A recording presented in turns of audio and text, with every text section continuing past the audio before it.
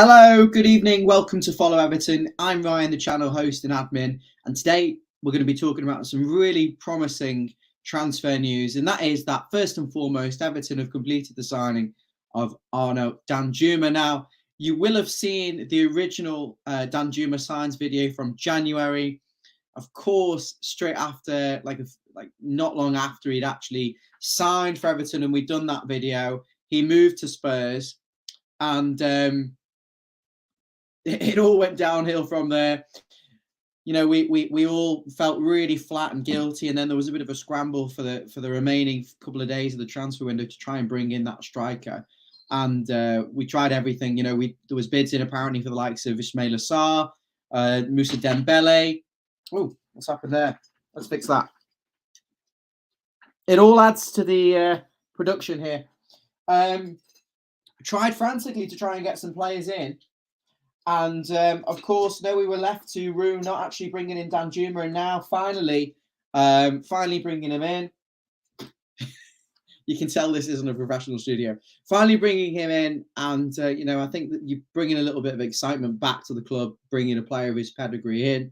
And I think I want to talk about some aspects of what he'll bring to the club. I just want to, first and foremost, before we divulge into Danjuma in great detail, welcome you all to the stream. And of course, if you are new here, make sure you hit the subscribe button, turn notifications on, and everyone else, make sure you like. I want to hear your comments. What do you think on Danjuma? Let's get you all involved in this stream. My personal thoughts is, you know, this is an exciting player. Pedigree in the Champions League with Villarreal. He was actually their top scorer as they reached the semi-finals a couple of years back. So his stock was really, really high. And I'm not quite sure why then he didn't move to a really big club. But, you know, he was available, I think, after 6 months at Villarreal, where he didn't quite reach the same levels. Became available for loan. Of course, Everton famously were close to signing him.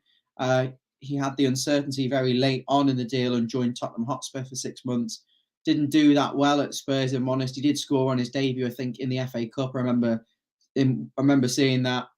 And he also scored once more against his former club, Bournemouth. By all means, he didn't play a lot of minutes. I think it was around 120, 130 minutes in the entirety of the last 6 months of the year. So hasn't played a lot of football, but I think he'll come very determined to actually try and, you know, recreate the form we saw at Villarreal, where he was, you know, a very good footballer, a very top footballer, looking like he was going to go right to the top. Positionally, though, he's very much played across the front three. I think he's played a lot of games as kind of left wing, and I'd describe him. He's not like a left midfielder, maybe like you would have thought Dwight McNeil was. He's very much a left-sided forward, you know, like we've had with Richarlison. So playing on that left side, coming in to you know, support the striker and drift and have a floating position off a left flank with.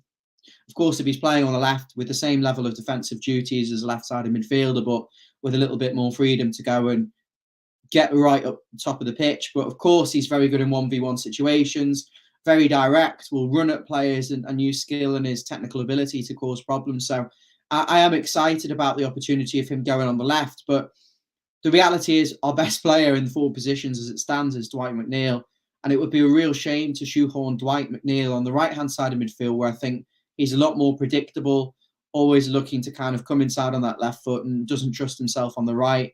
Then again, if Nathan Patterson plays like he did against Wigan Athletic, there's a really good option there on the right, coming from right back on the overlap to provide that natural width and allow McNeil more of a free roll off the right. So it could be exciting, but I think Danjuma can also play on the right side of midfield or on the right wing. He's a naturally right-footed player, but he's strong on both feet.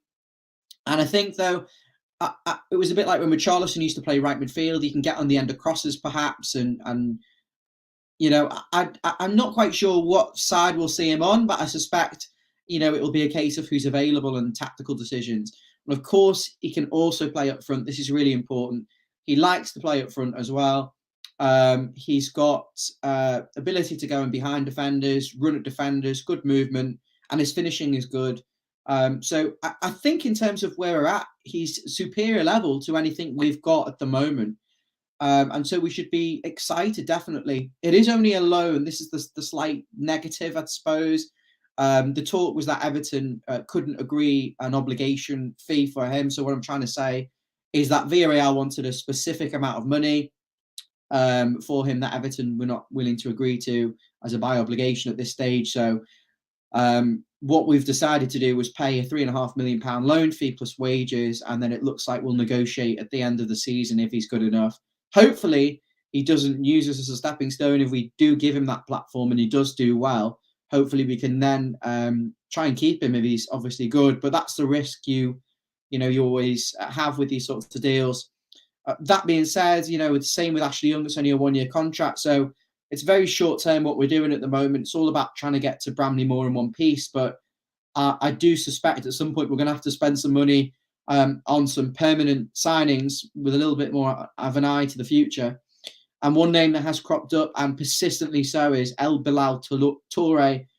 He plays in Spain for Almeria, so he's a very promising 21-year-old forward. I think he scored 7 goals last season. And, another player you could argue is first and foremost really a striker with pace and power, but can play on either flank as well. So there's going to be a lot of options there at front if we can bring this one over the line. Talk is it's a 30 million euros deal, but Atalanta, the Italian team who have come leaps and bounds over recent years and are playing in the Europa League next season, are interested as well. They'd be looking to sign him as a replacement for Rasmus Højlund, who is interested in Manchester United, and the talk is that 86 million will be enough to prize Rasmus Højlund, I think he's Danish international striker. So, there's a couple of chain deals in there. Maybe Everton doing a good thing here, obviously opted not to sign Boulaye Dia. His release clause has expired, 25 million euros. And then another player they were linked with was Victor Boniface. These names are absolutely ridiculous. He's going to Bayer Leverkusen. So it's become clear they want Bilal Toure. And I think going in now and pushing before Atalanta have actually sold Rasmus Højlund, forced their hand. And I think this Everton could have big impact in the transfer market there. I'm grateful we're actually looking to sign these players early and we haven't left it stupidly late, like we're renowned for, like in August or some ridiculous time. We're putting bids in, giving opportunity for the clubs who are buying them off to go and sign some replacements. So I think it's the right thing to do. And factoring in, we've sold Moise Kean. We received 25 million for him this summer. Anthony Gordon, Richarlison, Ellis Sims, as others as well. Cut the wage bill massively.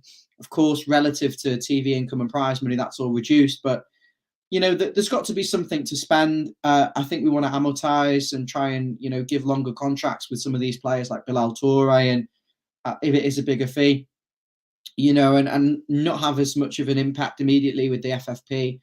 But, I am excited, of course, about him coming in as well. I'd love to see that deal go over the line.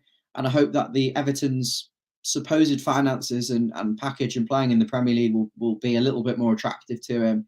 But then again, I wouldn't be surprised if he goes to Italy. Danjuma and Bilal Toure are the two. Danjuma's through the door. Advanced talks, or if you're reading some sources, very close to signing Bilal Toure, but we need to agree personal terms. I just want to talk about Danjuma as well. Again, a little bit about his interview. I was very impressed with the way he spoke. I think it takes a big man to come back to Everton after rejecting effectively the club to go to Spurs and ditching us last minute. But he said that he had some doubts. Understandable. He doesn't actually owe Everton anything technically. And so I appreciated his honesty and the way he came across in the interview. I thought it was outstanding, actually. Seemed very intelligent. It appeared that he was well sold on the club and what it represents. Just looking at the text now, he said he's amazing to join Everton. It's been a long time coming, so the interest has been there for a while. He was pulled towards the club because of the fans. He was uncertainty, the uncertainty of the manager at the time is the reason he didn't join in Jan. You kind of understand that, of course. He wants to bring goals and assists. He's eager to perform. He's determined. I think he'd say his career is at a bit of a standstill, perhaps, and he needs to find a home. So hopefully this can be, his place. He said he felt the 40,000 fans screaming in his ear for the Keane goal when he was at Spurs and he was on the bench. Didn't get on the pitch at Goodison, but he would have soaked up the atmosphere. That was the game that the Follow Everton team were in the box, and the atmosphere was absolutely incredible for that 1-1 draw against Tottenham Hotspur. So I was really impressed with that. If you haven't already seen that interview, please go and have a look at it. It's on the official Everton sort of channel. And, the way Danjuma's come across seems determined and all very, very positive. And I think what he can offer on the pitch as well, from what I've seen and from in terms of pedigree, I think is exactly what Everton need. And the same, of course, with Bilal Toure. I'd be really excited if we can get that in. I'd also like to see Kamada, I think his name is. He's on a free transfer. He's an attacking midfielder. He was going to go to, I think it was AC Milan, but I think AC Milan are going to sign. These names I really can't pronounce them. I'm not even good. Is it Chukwueze? Villarreal, another winger. He was a very good player. He scored famously against Real Madrid a couple of years ago in the Champions League. So it would be great if we can get him in on a free transfer. I'd love to see Wilfred Gnonto as well coming in to offer more competition on the wings. And I think then if you've got, Bilal Toure, Danjuma, Gnonto, maybe one more, I think if you can sign me a centre-back as well who can play left-sided centre-back and a left. It's not going to happen, but I'd love a left-back because Ben Godfrey against David did the match reaction for that, but Ben Godfrey was terrible against League One opposition. He was absolutely terrible. He doesn't present himself as a natural left-back. So got to go and get in. For me, if Mykolenko, I don't know what's up with him, but he's not that good anyway. Is Ashley Young going to play left-back? I think left back would be considered low priority with Young and Mykolenko there. But, in an ideal world, I'd love an actual genuine attacking left back. I think fans would like to prioritise a centre-half as well, providing we can get Bilal Toure and Gnonto in. I mean, it's a big ask. I think fans are expecting nothing really in reality. But in terms of a centre-back, I think, Michael Keane, I think he can do a job, but he's got a lot of mistakes in him. And we conceded a lot of goals when he came into the team at the end of the last season. I think he's very good against sort of like Bruley, sort of tall, strong strikers. He deals with them really well. But when he's up against someone quick with good movement, he does struggle, like a lot of centre backs. So I'd say centre back is pretty important. But Jared Branthwaite could be the answer, but we don't know because he's only just come back to pre-season training tomorrow. And we've got the same question marks over someone like Andre Gomez is injured, so we can't take a look at him in pre-season. Dele Alli is still injured as well, so I'd love to take a look at him. It's very complicated. In an ideal world, Ali and Gomez, we would be having a look at them in pre-season and see whether they can have an impact, but it doesn't look like that's the case. So that's my thoughts and that's my reaction to them. I'm going to go to the comments. Of course, I hope you like the video. Please smash the like button for me. And if you're watching back, leave your comments and make sure you subscribe. Let's go to the comments. So we've got Chris, Emma, David, the Blues, and Peter. Welcome to the stream, Chris. I mean, there's a couple of Peters actually, and a couple of Chris's as well. And Trevor, welcome to the stream. Thank you for watching. Right, let's have a look at what you guys are saying. The Blues, I think he'll play two up front. Yeah. I think Danjuma can play up front off Calvert-Lewin. That would be a nice option to have in certain games. I'd certainly like to see Neil Maupay leave now and send him out to Saudi Arabia. He was rubbish against Wigan, League One opposition. And, it's pre-season, but you can make that as an excuse if you want, or you can look at the reality of the situation. Another striker, Tom Cannon, looks like he's off. So, at the moment, if Cannon's going to Preston for a season-long loan, you'd hope there's a future for him here, or at least some sort of deal that can be done to bring some money into the club. But it leaves us short. Again, you're just talking about Neil Maupay, Calvert-Lewin, and Danjuma as the front options, but you're looking at Maupay leaving, so and Danjuma's probably going to play a lot of games on the wing. So it's interesting. And, if you just play on the wing, Danjuma, it can free up Alex Iwobi perhaps to come inside in certain games where we need a little bit more impetus from the middle of the park. And you're forgetting Onana as well. We don't know where he is. He's regarded as a top talent. I think Everton's squad, I'm looking at it and it's looking a little bit healthier now. I'd like the two, Gnonto, maybe an attacking midfielder or Gnonto and a centre-back. And I think, Bilal Toure. If you can get those 3 in, I think I'll be looking at this season quite positively, actually, compared to quite negatively 2-3 weeks ago. Chris is saying you can play the sole striker. Yeah, Danjuma, I think he can play up front, and we don't know what the situation with DCL is. He's still not back. It's just unbearable. Like, you can't stick any eggs in that basket for me. Peter says he doesn't want to gamble on Bilal Toure. Well, who do you want to sign then, Pete? And what is the reason? Are you not happy with him? Are you're not trusting the director of football?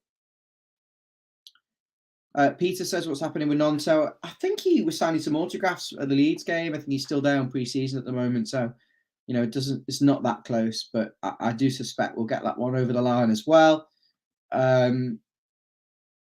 Just looking at some of the comments.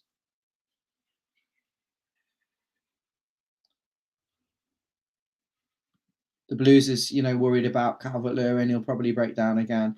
B-Tunes is saying we need a centre-back. Yeah, we just covered that. I think Mason Holgate can go for me.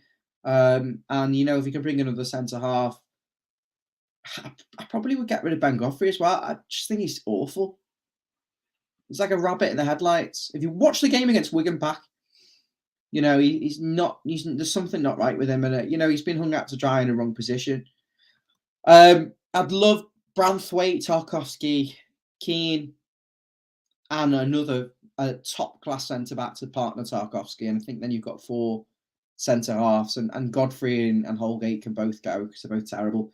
And Keane only survives there because he's slightly less bad than Godfrey, because at least he can head it away.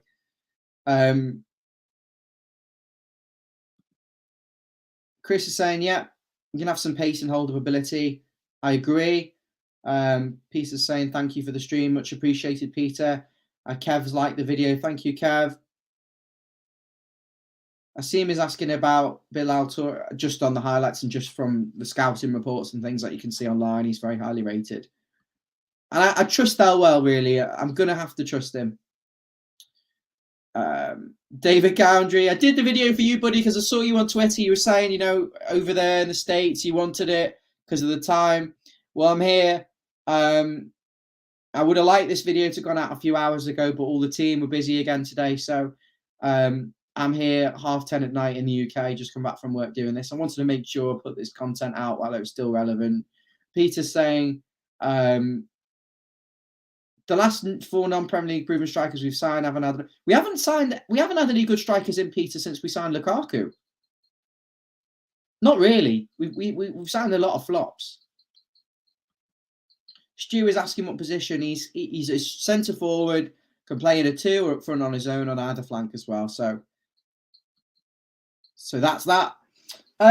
Is there anything anyone else wants to talk about before I wrap things up? I'll just check my notes and make sure. Just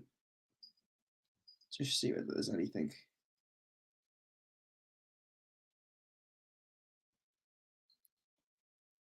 Doesn't seem to be anything else. I think I'm pretty much done here, guys. If there's more developments tomorrow, I will come on. And I think hopefully David is someone's going to do the match reaction for the Bolton game. Should actually touch upon the Bolton game. Obviously, Everton have got some injuries at the moment, so I don't know who's going to come back, but hopefully we can get some minutes to some other players because it's quite soon after Saturday. Maybe Andre Gomez, where is he? Calvert-Lewin, where is he? Michaelenko, where is he? Where are these players? Seamus Coleman's injured. There's a lot. The squad looks so weak at the moment in terms of numbers available, but probably throw Danjuma straight in again and pray there's some other players back from injury. Tamari Gray could be back involved. James Garner will be involved, apparently. Jared Branthwaite could be involved. Just throw them in, at this stage. The professional footballers got to keep fit. They've only just come back from the winning the World Cup with the under-21. So I'd like to see, if available, some minutes for Garner, minutes for Branthwaite, Andre Gomez, Danjuma. I've seen everyone who played against Wigan. I know what they're capable of. I know who's good and who isn't good. I know what they're going to do. It says it all that Sean Dyche didn't even turn up for that match. So I want to see some of these other players, what they can contribute in this game, maybe on the fringes, and then moving forward, possibly towards Saturday, hopefully have another name or two in, and then we can start betting and thinking more about Fulham. Yeah. Thank you for watching, guys. If you just joined us, just scroll back and watch it from the start. We've been going for 25 minutes. Barry, just very quickly saying what we need now. I've just covered this in more detail. Centre half, left back, and another winger and striker. So 4 players and maybe an attacking midfielder. But if I had to prioritise, I'd say centre forward, Bilal Toure, then winger, Nonto. And then if there's money and deals to be done, and we can get rid of Jean-Philippe Gbamin and a couple of other players, Mason Holgate, send him to Saudi Arabia, then I'd look at left back and centre half as well. All right, guys, thanks for watching. Smash the like button for me. Make sure you subscribe if you're new here, and we'll be back very, very soon with the latest news. Thank you. Take care.